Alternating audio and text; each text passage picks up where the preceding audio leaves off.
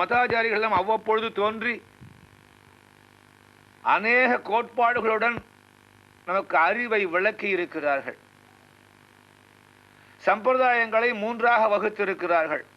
துவைத சம்பிரதாயம், விசிஷ்டாத்வைத சம்பிரதாயம், அத்வைத சம்பிரதாயம் என்று. துவைத சம்பிரதாயம் என்பது பகவான் வேறு, நாம் வேறு, பரமாத்மா வேறு, ஜீவாத்மா வேறு, இப்படி உணர்ந்து அறிவதுதான் துவைத்தம். இரண்டாக பார்ப்பது,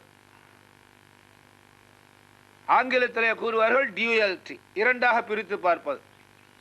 அடுத்தது விசிஷ்டாத்வைதம், அதாவது பகவானை விட்டு நாம் பிரிந்து வந்த காரணத்தினால் பகவான் வேறாகவும் நாம் வேறாகவும் இருக்கிறோம். இதை எடுத்து சொல்லுவது விசிஷ்டாத்வைதம். அத்வைதம் என்பது இந்த ஜீவாத்மாவுக்கும் பரமாத்மாவுக்கும் பிரிவே கிடையாது, இது கேவலம் ஒரு பிரமை. ஆகையினால் இதுதான் அது, அதுதான் எது என்று உணர்ந்து அறிந்து கொள்ளுவது அது பேரறிவு. பகுத்தறிவால் அறிந்து கொள்ளக்கூடிய பேரறிவு, இதை அத்வைதம் என்று கூறுவார்கள்.